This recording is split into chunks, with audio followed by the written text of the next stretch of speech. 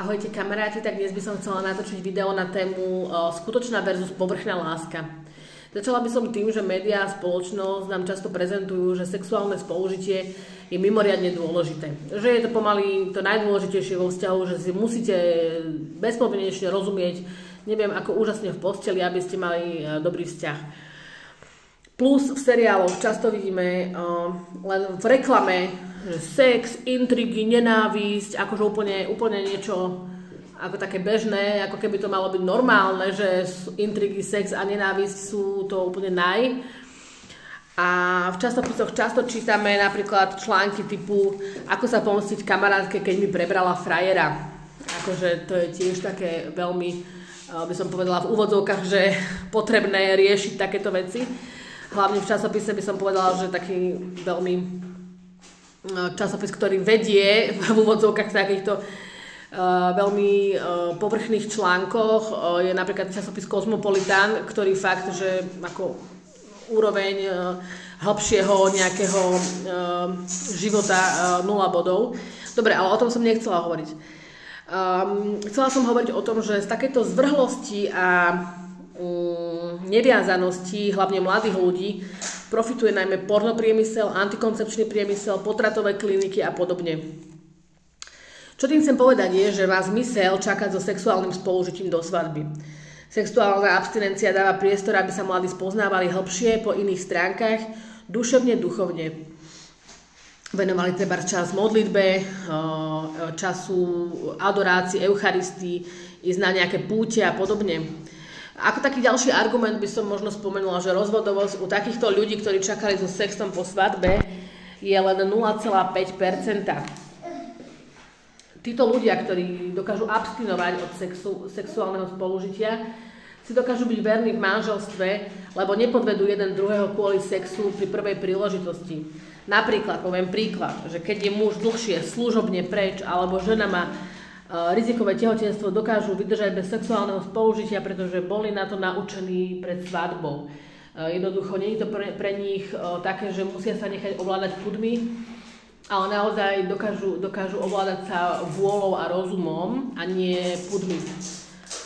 Samozrejme, chcem podotknúť, že nechcem ja osobne akože odsudzovať alebo posudzovať ľudí, ktorí sexuálne spolužijú pred svadbou, lebo aj ja, kým som nepoznala Boha, som žila všelijako, dokonca aj po obrátení som v tejto oblasti padla.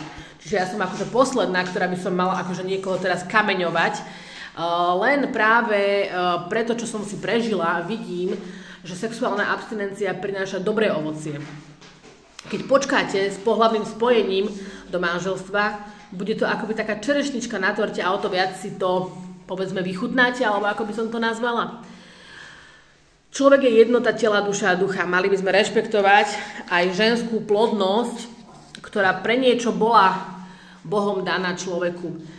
Keď si žena sleduje plodné a neplodné dni, napríklad Billingsovou ovulačnou metódou alebo symptotermálnou metódou, tak nemusí brať ani hormonálnu antikoncepciu, ktorá má okrem iného množstvo vedľajších účinkov nežiaducich.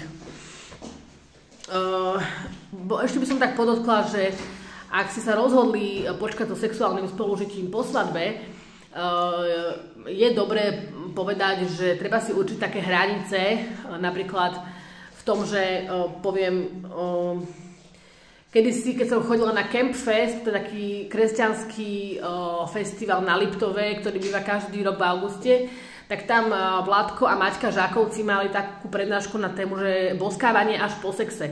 To znamená, že si akoby stanoviť také hranice, že možno s tými intimnými prejavmi počkať až po svadbe, aby ste sa navzájom ako keby nedráždili, hej.